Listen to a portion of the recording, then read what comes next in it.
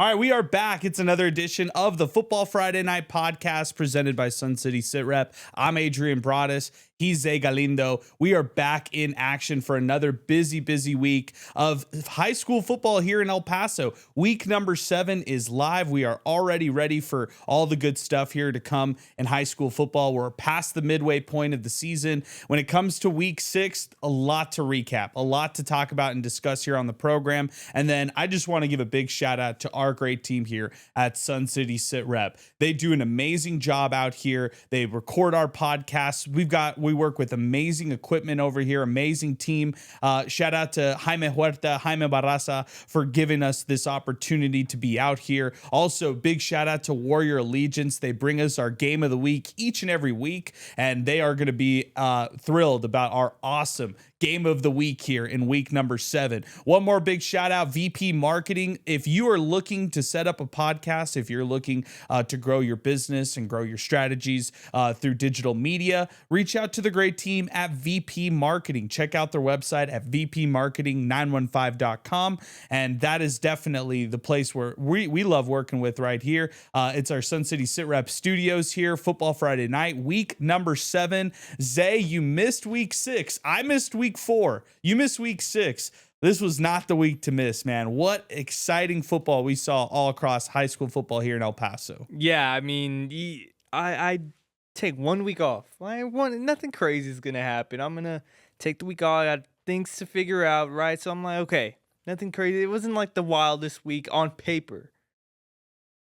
That's why the games are played on the football field. They're not settled on paper because, oh my goodness, like I would have never called what happened on Friday. Like I'm still like surprised, honestly. Oh yeah, and it starts and it's highlighted by the Chapin Huskies. I mean, think about this win, just defeating Del Valle the way that they did, having that opportunity to rally back and come from behind in a victory.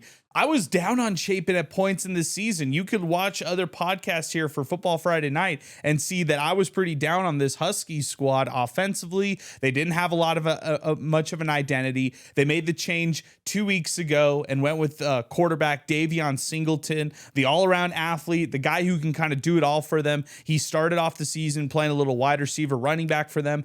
Couldn't get anything going offensively. Now he's back at the quarterback position, and look at what they did.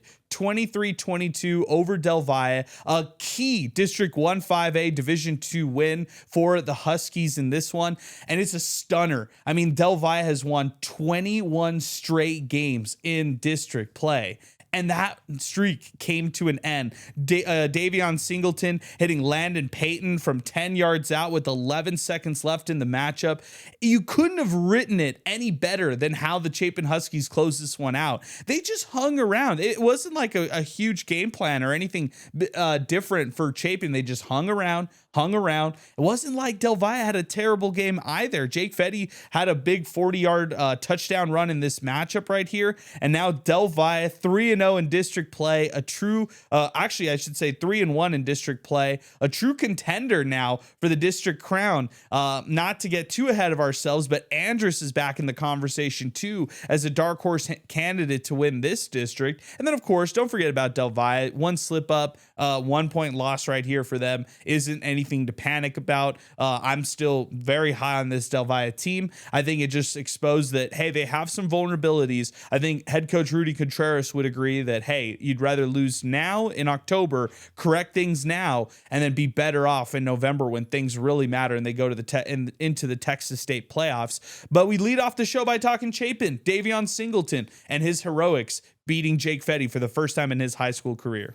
Yeah, I mean, look, going into this game, I don't think anybody outside of that locker room really expected Chapin to even have a shot, right? I think you can go back to what we said on this podcast.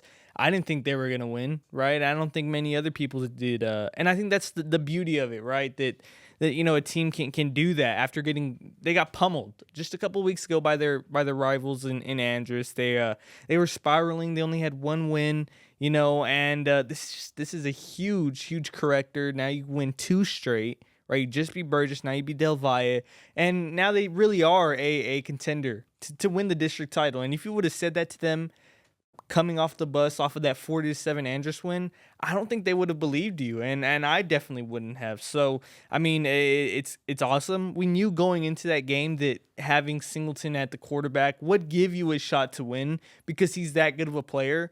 But I mean, against Del Valle, and shout out to that defense, only holding Del Valle to 23 points. They've had their ups and downs this year.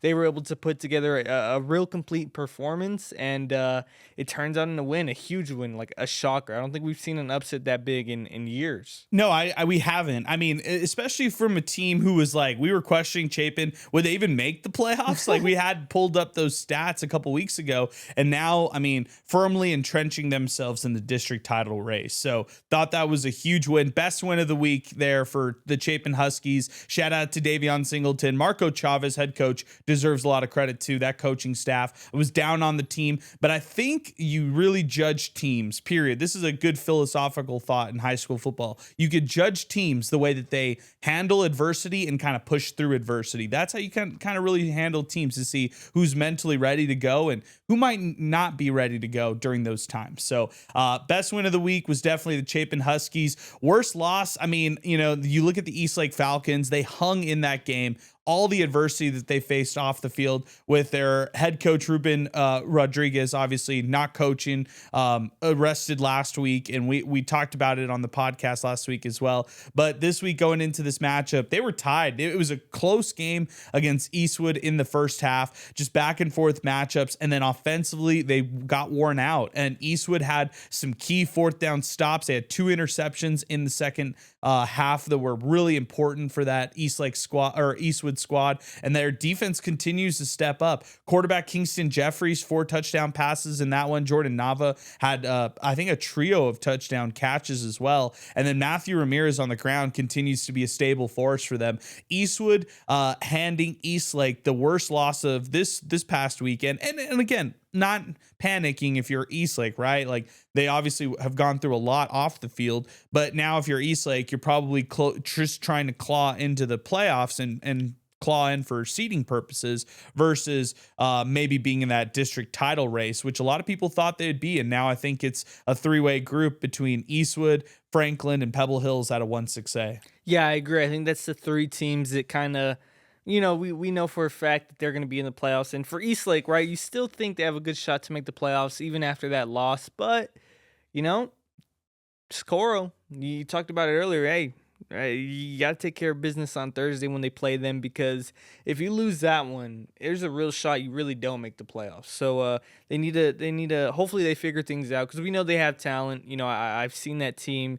You see the returners that they have. They still have a lot of talent on the field, and they can't let that loss against Eastwood really put them down too much, because the Troopers have really emerged as a good team. They're a really, really good football team. They're extremely consistent. You know, I really like Kingston Jeffries, and you know, I think that going into this matchup with, you know, Franklin this week, that's going to be a really, really important one. But back to Eastlake, I think that they need to figure things out. I still think they have the talent to maybe upset a Pebble Hills or Franklin down the road if they can put things together these next couple of weeks, but they really do need to figure some things out. And another team that needs to figure some things out is Mountwood. You know, I 84-49 against Franklin. Like, that's just unacceptable. You know, that's 84 points. The last week you gave up 60-something points to Eastlake. Got to figure something out on that defense, because no, that can't happen. I mean, the fact that your offense is putting up 49 points, that says something. You definitely have a gunslinger in Damian Briano, but they need to figure things out defensively, because that would actually be such a fun team to watch if they can just put some things together. I know that they have the offense, and I think Franklin, Pebble Hills, and Eastwood should all be worried about playing Mountwood. If any team can put up 49 points, especially on Franklin's defense, you need to be worried. And if there comes a week that Mountwood can figure out what they're doing defensively, it could be a scary trap game for some of these top 6A teams. Yeah, last year was a trap game for Franklin. They ended up losing that game against the Montwood Rams, and this time around it was the Rams who obviously fell in this one. But Adrian Cortina's strong receiver, Gene Palmer, continues to do what he does on the ground for them. And you mentioned Briano. They've got talent on that team. I'd say, for real quick, touching on Franklin, you open up the can of worms. Ernie Powers went into that game with 27 rushing touchdowns. He exited the game with with 34. That means he had 7 touchdowns on the ground, over 300 yards of rushing for Ernie Powers. And this week, right here against Eastwood in our Warrior Allegiance game of the week, we could possibly see Ernie Powers break the El Paso rushing record in week number 7 for this right here. Ernie Powers can break the El Paso all-time single season touchdown record here this week against Eastwood if he has 3 or more rushing touchdowns. The record is 36. He's at 34. Aaron Dumas probably not going to be in attendance. The America's graduate right there and former Division I player at the FBS level. He probably won't be there, but it's going to be interesting to see Ernie Powers doing this in week 7. He's going to shatter the record right here, man. And credit to Ernie Powers, credit to that team, the coaching staff, putting him in good positions. I'm just excited to see him chase greatness, chase history this week, and have that opportunity to put his name in history after this week. Yeah, I kind of just want to write it in that he's gonna hit it. He's gonna hit it this week because he's been so consistent with getting like 4 or 5 touchdowns a game. But as we've learned, there's really nothing certain in Texas high school football, so we'll see. But man, Ernie Powers is insane. Like, he is second in the nation rushing yards in the nation. I think he's first in Texas right now. And I mean, you see it. I mean, you see this guy. He breaks off big runs. He plays really, really patiently behind a amazing offensive line, and it just works out so perfectly, right? That offense, just when it's moving and it's grooving, it's hard to stop. So we'll see. They have their first real test in a couple of weeks, or since a couple of weeks in Eastwood. You know, they're a battle-tested team. Franklin is. You know, they played Del Valle, they beat Lubbock Monterey, but they've kind of played. They haven't played the toughest opponents these last couple of weeks. They'll finally have their shot to take on a good one this week in Eastwood. And Ernie Powers, man. Ernie Powers. Don't take him for granted, that's for sure. Hey, out of 1-5A Division I, let's just recap the final one here from from this week 6. El Dorado rallying from behind to beat Americas. They were down 20-14. They scored the last 2 touchdowns. Ryan Estrada, the Minnesota commit, he totaled 3 rushing touchdowns in that contest, killed it for El Dorado in that late stretch of the game. When it was kind of hanging in the balance, it was guys like Ryan Estrada that El Dorado leaned on to execute and win that game. Americas could have easily stolen it. It was a back and forth matchup, but credit that El Dorado team for gutting out that victory, 28-20. Yeah, you know, El Dorado, they're a good team. They're moving up after that Eastwood loss, and this is probably their biggest win since then. And Americas, look, if you would have told me going into that fourth quarter that Americas was leading, no matter how much they were leading by, I probably would have said they won because their run game is just so dangerous, especially in that fourth quarter. But El Dorado, their defense really, really standing up there. Ryan Estrada, you talked about it. I mean, that's the Division I player in him, making big-time plays late in that one. So a huge win. Round 2, though, looms in the distance. That's going to be a really, really fun one. Can't wait for that. But for now, El Dorado still has that chokehold on Super 5A. Okay, let's just go into the Football Friday Night Power Poll. Again, we're presented by Sun City Sit Rep, Warrior Allegiance, and VP Marketing. Big shout out to their team for recording us here on our weekly podcast. Let's jump into the Football Friday Night Power Poll, 1 through 10. Let's do it. Let's do it. All right, starting off at number 10, Americas. Like you said, they hang in there with a really, really good El Dorado team. Probably could have won that game, so they remain at 10. Number 9 is Eastlake. They fall. Probably, I think they're one of the biggest fallers this week, and that's just because, you know, like you said, they were in that game against Eastwood, but they made some mistakes down the stretch that really could have been avoided, and they end up falling in that one. I think it was 42-28. Tough loss against a really good Eastwood team. Number 8, Isleta. I mean, they're the only undefeated team left in El Paso right now, and that fun offense, fun 4A. The 4A is fun football, guys. 4A is fun football. Check it out. Isleta right now. Big game this week against Clinton, I think, right? Fabens, yeah. Fabens. Big game there, too. Number 7, Chapin. They jump up into the top 10 for, I think, the first time since week 1 for me. And for good reason. They took down our former number 1 team in Del Valle. We already talked about it. But the Huskies legit district championship contenders right now if they can keep this up. But right now in front of them is Andrus. I mean, the Golden Eagles, they're still perfect in district play. I know that they have the Canoteo and Del Valle games kind of circled on their schedule, because if they can win those two, they will be district champions. And that's a crazy thing to say, but here we are. I mean, the Andress Eagles right now, first place in 1-5A Division II. Number 5, El Dorado. I mean, El Dorado, big win against Americas. I don't think that they're in that upper echelon of teams yet, but they're getting there. And if they can beat Americas in round 2 in a couple of weeks, I think they will be. Number 4, Del Valle. They dropped from 1 to 4. I thought about maybe dropping them lower, but I still have a lot of trust in this team just because they have a good resume to back it. They've already beaten Canoteo. They've already beaten Franklin, who is pretty up there in the poll right now. So I'm going to keep them at 4 for now, but I can see them dropping even lower if, not even if they lose a game, but if they kind of show what they showed against Chapin, that they're susceptible to still losing district games, especially against teams like Andress, or even a team like Burgess. I wouldn't be surprised to see Burgess hanging in there in the first half. So number 3 is Eastwood. Man, Eastwood has just steadily climbed up. Every week they're always jumping up a spot. Now they're in the top 3. Now they have a shot to really claim their crown against Franklin this week. That's going to be an absolute thriller. Always a good game between Eastwood and Franklin. So I have them at 3. The Troopers, big win against Eastlake this week. And in front of them is Pebble Hills, though. They had a big win against Coronado. Really, no sweat in that one. Kind of expected it. Pebble Hills just need to keep doing what they're doing, figure that run game out, and they'll have a shot to be the number 1 team in a couple of weeks when they take on one of Eastwood or Franklin. But right now, number 1 is still Franklin. That Del Valle loss definitely looks a little bit weirder now, but Del Valle is still a good team. Franklin's a phenomenal team as well. They have a good defense. They're really putting things together under a first-year head coach, and you can see them grow game by game. They just dropped 84 points. Anybody who can drop 84 points in a regulation Texas high school football game, we got to be somewhat good. So yeah, Franklin number 1 in the city right now for me. Ernie Powers, must-watch football, and this week, must-watch football. All right, I have just one question to ask you based off the poll. Should Eastwood be number 1? They're 5-1. Their only loss is to a nationally ranked team. They are 2-0 in district play to start off.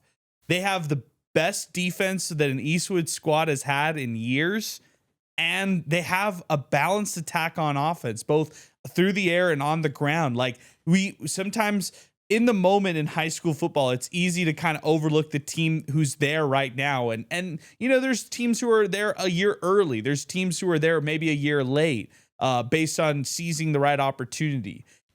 Let's just jump into the Warrior Allegiance game of the week when we're talking about this too, because if Eastwood plays ball control football and controls time of possession against the Franklin Cougars, they could get up early, and then the Franklin Cougars are playing from behind in the games. I'm just here to tell you, head coach Julio Lopez, I know you'd love to go for it on 4th down, but if you go for it on 4th down in Franklin, in your own territory, your own 30 or something like that, you don't get it. Franklin could score on the next play with a Ernie Powers rushing touchdown. Like, ball control will be everything. Time of possession for Franklin hasn't always been there this year, despite them loving to run the football. They get away. They have these breakaway rushing touchdowns that just catapult them in these games. Is Eastwood the best team in the city right now? Like, are we looking at this wrong? And maybe could you talk yourself into the Troopers being number 1 overall after 6 weeks? I think I could. I think you kind of talked me into it too, because now that I'm looking at this list, going down the top 10, Eastwood has played and beat El Dorado. They've played and beat Chapin, who's number 7, and they've played and beat Eastlake, who's number 9. So that's 3 top 10 wins for Eastwood. Like you said, they're undefeated against El Paso play. Their only loss is to nationally ranked St. John Bosco. I can definitely see them jumping up to number 1 even this week. I can see somebody putting them at number 1 because they have the resume to back it up. But that just made, I didn't think of it like that, right? I kind of just overlooked this Eastwood team, which I should never do. Such a good program. I can see that. I can see them being the best team in the city right now because they're just so consistent. I mean, you mentioned it a couple weeks ago, and I've kind of ran with it. They're the most consistent team when it comes to, they have a good passing and they have a good running game. They have a really, really good defense. that there's no glaring weakness with this team that would make me immediately not say that they're the best team in the city. So, I can see that. I can see a world where someone puts them at number one, and I wouldn't be mad at it. I love that this is a week 7 game, right? Because Eastwood and Franklin, like, the film is out there. You could scout both these teams pretty nicely. And Eastwood's game plan is not going to be hard to come up with right now on defense. It's load the box, make Ernie Powers bounce outside the tackles, make your corners make big plays, stop the run, and dare them to throw the ball. Dare Lucas Garza to be out there. And he had some nice passes last week to Santiago Perez for touchdowns. He had 2 connections to him, both 60-yard plus touchdowns to Santiago Perez, who's a pretty good and formidable receiver. But if you're only relying on the passing game to generate offense for Franklin, that's a losing model. They're going to lose this game. Running wise, I mean, they could run all over the field against pretty much anybody. But if Eastwood's main defensive game plan is sell out against the run, let the big passes happen if they happen, I kind of like that model right there for him. I think this game, don't get worried on either side if it's a 2 touchdown game. Like if at any point it's 28-14, that score could be 28-28 in less than a second. Like these two teams, these two programs have a great tendency to score fast. And even if Eastwood's down like 21-7 out of the first half, I wouldn't count them out. I really wouldn't. They're built to rally from behind. They're built to sustain these games and like grind you out in the third quarter. I think this game's going to be won in the third quarter right here. I just can't wait for it. Our Warrior Allegiance game of the week. It's maybe one of the best, like as far as heavyweight scales, we haven't seen a matchup that will be like this with this star-studded on both sides since we saw Franklin take on Del Valle. Coincidentally enough, the Cougars in another big game.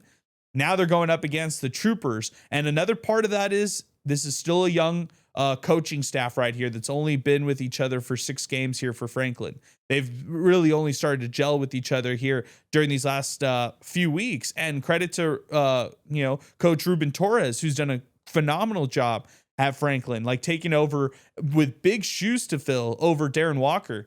And he's filled them nicely. Like this team is really, really solid. If it's not Ernie Powers, Atreyu De La Riva is starting at every other program in El Paso football, not in Chapin, maybe not El Dorado, maybe a couple other ones like Eastwood as well. I got to give a lot of credit to Matthew Ramirez, but you know what I'm saying. Atreyu De La Riva, their backup running back's even that good of a player himself. So, I mean, on both sides, a lot of talent that you're seeing for both the Troopers and the Cougars. Yeah, and, looking at this game, I think you talked about it. Eastwood already has the game plan defensively, and it's a lot easier because they played similar. They're going to play it similarly as they did against El Dorado, right? Because El Dorado, Ryan Estrada, right? You kind of forced them to pass the ball, and that's kind of what they did in that one. And then you can almost write in the fact that, okay, you're probably going to concede a long rushing touchdown to Ernie Powers. Like, that's kind of just going to happen in this one. There's nothing you can really do about it. But if you, like you said, if you can force Lucas Garza to beat you, force him to beat you, and if he does, then good game, right? Good game. That's his best game of the year. That's kind of what you plan to do. If that's how you lose this one, I wouldn't be mad at it. But like you said, Eastwood, whether they're up by 2 scores, down by 2 scores, you really don't trust anything in this one because there's going to be fireworks on both sides. I think that if Eastwood can kind of just keep themselves leveled no matter what happens, I think they can always put together a really solid drive no matter who they're playing. If they can do that in this one, control the time of possession, I really do think that they have the upper hand here, especially when you talk about, the coaching staffs and how many big games each side has been on together. I think they have an upper hand in that one. But look, this is the best Franklin has been in years, right? This is a program that historically is really, really good. This is their best year in about 2 to 3 years, maybe a little bit longer than that. They're in a real district championship talks. They have a shot to win a district championship, as does Eastwood. And this one, whoever wins this has the inside path to it, right? You still got to face Pebble Hills down the road. But right now, all eyes on this one. I can't wait for it. Like you said, star-studded all around. And this is what you wake up for. This is as a player. These are the games you practice, you put in the weights everything through the offseason. It comes down to a game like this, and I can't wait. Can't wait to hear those calls. Other thoughts on this game? It will be won on fourth downs. Like, I'm going to be tracking fourth down conversion rates on both sides.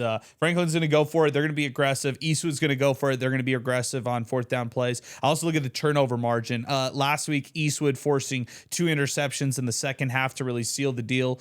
Franklin against Damian Briano forcing a couple turnovers as well. And I liked how their defense was swarming all around. The other side to it was Franklin, while they had some good sights to them off kickoff and special team, they also had some fumbles off kickoff and special team too. So that's got to be cleaned up. That goes into the turnover margin factor. All right, let's do it. Let's predict this game. I think I'd feel confident, Zay, us finishing our podcast on this game itself and really hammering. We spent a lot of time talking about this one. I think it's well-deserved, well-earned. Warrior Legion's game of the week. Eastwood taking on Franklin.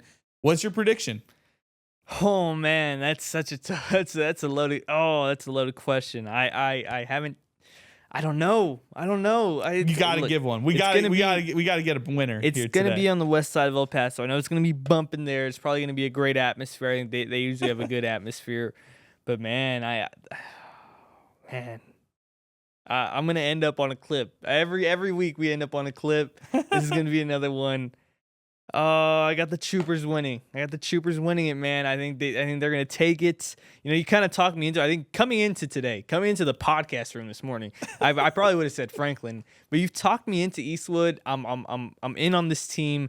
I've seen them a couple times. I've seen them play a couple times. They have the tools, the talent, and the coaching staff to win a big game like this, especially after a down year last year. I know they're hungry for an opportunity like this. They really haven't had that since the El Dorado game, and they've just taken care of business. And yeah, I see them winning. I see them going into that atmosphere and kind of, you know, embracing it to their own and having their home fans behind them as well, right? The people who make the trip over there. I think they're going to embrace that away mentality, that underdog mentality, and that's a scary team to face. So, yeah, I have the Troopers in this one. I think it'll probably be like a 35-31 type of match. I think that the offenses will kind of explode later on, maybe in the third quarter, like you said. Whoever wins that third quarter probably wins the game. But yeah, I got Eastwood in this one. But man, it feels wrong to bet against a guy like Ernie Powers and how productive he's been. So yeah, this is going to be, I hope it's a great game, man. I hope it's a great game. I think it could honestly go down to like a 2-point conversion and honestly could end up deciding the district title when it's all said and done for 1-6A. Give me the Troop 42-41. I think it's going to be a phenomenal game for all the reasons we've already said. Zay, this has been a lot of fun. Week number 6 in the books. We are done here today. We appreciate everybody here from the Sun City Sit Rep Studios and, of course, everybody from VP Marketing and Warrior Allegiance. We're going to take a break right now. When we come back, we're going to talk to Jesse Tovar from Prep 1. He's going to break down some more high school football storylines, say bye to Zay, and then we'll be back in action here next week for another edition. But we're excited. It's week 7 here on the Football Friday Night Podcast presented by Sun City Sit Rep. All right, we are back here after the break here on the Football Friday Night Podcast. Thanks to Zay Galindo, my co-host, starting off the show. I'm Adrian Broaddus. We are back in action here. Thanks to all the great people at Sun City Sit Rep and Warrior Allegiance, also VP Marketing. We are out here at the beautiful studios. If you're looking to start a podcast, if you've got a business, a great story, a sports team yourself, contact the people here at Sun City Sit Rep. They do amazing work. They have these amazing microphones, amazing equipment, beautiful podcast studios, easy to access. Reach out to them, Sun City Sit Rep, to learn more about starting your own podcast or getting involved with podcasting in general. Now joining me is the CEO of Prep 1, Jesse Tovar, who is back in action with me. He's going to get a chance to talk a little high school football storylines with us. Entering week 7, we're already past the midway point, Jesse. Welcome aboard, my friend. And this is going to be a good opportunity to get past the midway point of the season, which is crazy to think. We're already here in week 7. This season's going by so fast. You know, and the best part is that there's been no, knock on wood, there's been no significant injuries. Everyone, for the most part, is healthy. Great football going on in El Paso. The kids are just excited. Just a lot of stuff going on, but just exciting matchups coming up. And that 1-6A, it's anybody's race now. Yeah, I mean, you open up the can of worms with 1-6A. There's been some great. Last week it was District 1-5A Division 1, where El Dorado stood atop Americas, and then the big upset that you got to witness yourself, Chapin upending Del Valle. To be there in person and to watch somebody like Davion Singleton beat Jake Fetty for the first time in his high school career. What was that atmosphere like? What was everything like when you got a chance to talk with head coach Marco Chavez and then of course Singleton? You can never go wrong with Conquest Stadium. Those of you guys that have never gone, you guys got to try that halftime spread out there, man. They take care of media people up there in the press box at Del Valle. But I was actually at the El Dorado Americas game. Then I went over to the Eastwood and Eastlake game, and I'm looking at the score for Del Valle, and I'm like, I got to get out there. And I made it to the tail end of that stadium was going crazy. It was awesome. And just to see the way it happened, and kudos to Coach Chavez and everything that he did out there to pull it out. Everybody thought it was going to be a blowout. Everybody thought it was going to be what the Andrus and Chapin score was. And unfortunately for Del Valle, it didn't turn out that way. I think it was 21 or 22 straight district wins.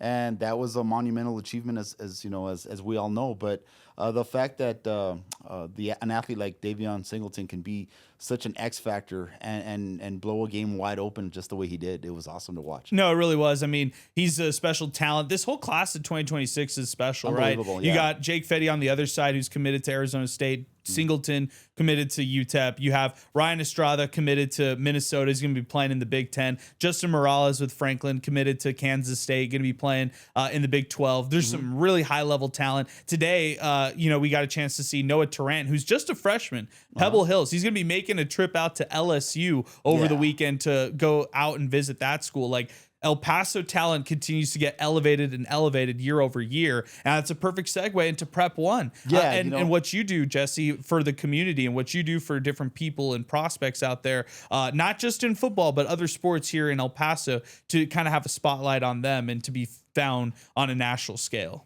Prep 1 was founded and originated with the idea to help student athletes navigate through the recruiting process, and their families, of course, with the experience I had as a dad going through the process with my daughter. But one of the things I can tell you, I was on a webinar just yesterday, and it was a 2-hour webinar, and it was very interesting. But I'm happy to say that a lot of the strategies and a lot of the know-hows of what we do mirrors a lot of what other people are doing across the country. So what we're doing works if you apply it. A lot of athletes like the idea of being recruited or being prospects, but if they don't do the behind the scenes work, it's going to be very difficult to achieve the results that they want. As far as communicating with coaches, how do I pick my schools? What emails should I send? What schools should I send them to? It's such a behind the scenes research process that athletes have to. It's like having a part-time job, and unfortunately, a lot of athletes don't have that time. Some athletes work. Some athletes are dual sport athletes, and of course, academics come first. But if an athlete's dedicated and committed to their own process, it can happen, and that's where we come in. We're able to coach them and give them the secret sauce, if you will, and let them know, like, hey, look, you've tried this strategy. You're not, we're not getting the results that we need. We might try to, change it up a little bit. Some athletes aim a little too high. I mean, they're only emailing D1 schools, Power 5 schools, and I tell them, look, not that I'm trying to burst your bubble, but try out the smaller conferences, the smaller schools, because chances are those D1 schools, especially if you're a junior or senior, they're already looking at the sophomore freshman class. They're already done recruiting the class of 2026, 2027. But through attrition, the transfer portal, the NIL, it's just such the NIL transfer portal era, whatever it is, it's a game changer. And some of these high school athletes that are disadvantaged because of that. When is the right time to start marketing athletes and actually like working diligently to boost your own profile? I get a lot of 8th graders and freshmen that reach out, but I want them to encounter the social setting of high school, just the outside of the norm. A lot of times those youth championships, as great experiences as they are, they don't really matter. College coaches don't care that you went to the Little Bowl or anything like that, and I always tell them sophomore year is a good way, a good time to get a handle as far as what your goals are, what you're willing to do, what you're going to commit to, and then just carry it out from there. Junior year, then you flex a little bit, you start putting yourself out there. That way you get the offers junior year. That way the senior year is decision time. And sometimes you're going to have schools that come after dark horses their senior year. And you're mentioning all these athletes at the beginning of the segue. JB Guzman right away came to mind because he's a linebacker over at Franklin, and I think he's the most, untapped talent so far. He has a couple of offers, but I do feel that he's a D1 caliber linebacker. So we'll see how that goes for him. Yeah, that's a good one. It's a good name right there. There's a lot of really good prospects here in this town who are kind of ascending upward and kind of on that fringe. D1, not necessarily D1, which is going to be kind of interesting to watch in itself. I look at even guys like Pebble Hills quarterback Joe Fernandez. I mean, that guy is right there on the precipice of being high level or starting to get those D1 offers and stuff like that. I mean, Ernie Powers, the only true like FBS offer he's got is UTEP, which is wild to me because this guy's second in the nation in rushing yards, going to break the El Paso all-time single season rushing touchdown record that was set by Aaron Dumas back in 2019. Like, this guy's doing a lot of really big things, but regardless, I mean, there's some really, really good talent out of this class of 2026. And that also is why you're here as well. You have some exciting news. Prep One partners up with the Greater El Paso Football Showcase, the 915 Showcase. We're great partners with them here on Football Friday Night. Bo Bagley and the great team over there with the 915 Showcase do a phenomenal job of putting and shining a light on all sorts of high school football players here in El Paso, but not just shining a light on them, actually helping them get scholarships and help them get seen and get offers during that week of the All-Star Football Week. We're a ways away from that point, right, Jesse? But it's never too early to start getting excited about the Greater El Paso Football Showcase, and you've got some exciting news when it comes to the draft. Yes, we just confirmed it and locked it in last, as the teenagers say, we locked it in, right? We're locked into the SAC Conference Center. This year we'll be hosting the Great El Paso Football Showcase Draft. It's on Sunday, November 23rd, I believe. We were going to host it on the 22nd, but UTEP plays NMSU at noon. Right. The lighting of the Christmas trees at night. So it's just a bad night. So, like, we used to have it on Sundays when we used to have it at Central Office for YSD. Why not push it out? There's no UIL activities going on. Let's get it done. We were able to talk with SISD personnel, Jim Nunn and Enrique Herrera and people out there, and they helped make this happen. And thank goodness, I think it's going to be a really, really neat event. But as you know, the athletes go all out. They show up. We have a red carpet. They show up in limos. It's like a gala entrance kind of, and it's really neat to watch because some of these athletes they go decked out, man. They rent tuxes. It's really neat to watch. Yeah, I mean, this is a good opportunity for them and kind of showcase their skills one last time in front of El Paso. Yes. Some of them go out of town and play at the next level. Some of them, few of them stay here in El Paso and in the area to actually either do school here or even play at UTEP, New Mexico State, or some of the smaller schools in this area like Western New Mexico, Sol Ross. This is just a wonderful opportunity for the players who are all-stars, right? They're senior all-stars that were voted upon by media members, by coaches, and nominated by coaches. And they get an opportunity to actually play in this final game. And I'm glad you mentioned that because it's very important that we let our parents know that it's not that we're just out there evaluating talent and selecting them for the showcase. The coaches are the ones that nominate their players. They nominate their players, they rank their players, and from there we go to areas of need. Everybody wants to nominate their quarterback. We can only have 4 quarterbacks. Right, we can't. Even though there's some, I think it was like last year or the year before that, there was 8 awesome quarterbacks in town, but we could only have 4 of them. So some athletes may be kept out of the showcase, and it's not for personal reasons. It's just for areas of need as far as position. No, it's so true. And I would look at just the Greater El Paso Football Showcase as one of those kind of barometers. Like, if you're a senior player and you're playing really good, that should be one of those things that you try to strive for, to try to hit that mark and to try to be recognized as an all-star. And I know there's some feelings that are hurt, but that's the point of things like this, Jesse. It's like you are an all-star for a reason. Like, you are better at that position than other people. And that's a fine line, right? Because there's so many different great schools out here, over 30 schools here in this region that they pull from. And the cool part about this as well is there's representation from county schools too. too, like Clint, Fabian, Sanelli. It doesn't matter Yes. about where you're located necessarily. If you have the talent, you could play in this Greater El Paso Football Showcase. The underclassmen do have their opportunity at the combine this year. The combine is going to be in early December. I don't want to say a date yet. I'm sure it's out there, but I don't want to give the wrong date. But the combine is open to underclassmen now. It used to be just seniors. Now the underclassmen, we have college coaches that come out. They evaluate the talent. They interview the talent there on the spot. They even offer them there on the spot. Right. So it's really neat and I do encourage underclassmen to go out there and compete in the combine because it puts your name out there. Jesse Tovar, Prep One, CEO of Prep One. What's the best way people could follow Prep One? Oh, you know and what? everything On our social media pages, they keep on growing. Prep One USA, whether it's Facebook, Twitter, or Instagram, or they could DM us at any of those pages, or email us at prep1usa@gmail.com, and we'd be happy to work with them. Awesome stuff. Jesse joining us here on the Football Friday Night podcast here. Getting into week number 7. We'll be back next week. Week number 8 right around the corner. Stay with us. We're presented by Sun City Sit Rep, VP Marketing, and of course our Warrior Legions game of the week, Eastwood versus Franklin. Can't wait for that. Ooh. Thanks to Jesse. Thanks to Zay Galindo. I'm Adrian Broaddus. Thanks again. Special thanks go to Jaime Huerta, Jaime Barraza for everything they did producing the show and making sure this one sounded great as always. We'll be back in action next week. It is week number 8, Texas high school football action coming up next, but this will do it for us here on the Football Friday Night podcast presented by Sun City Sit Rep. Awesome.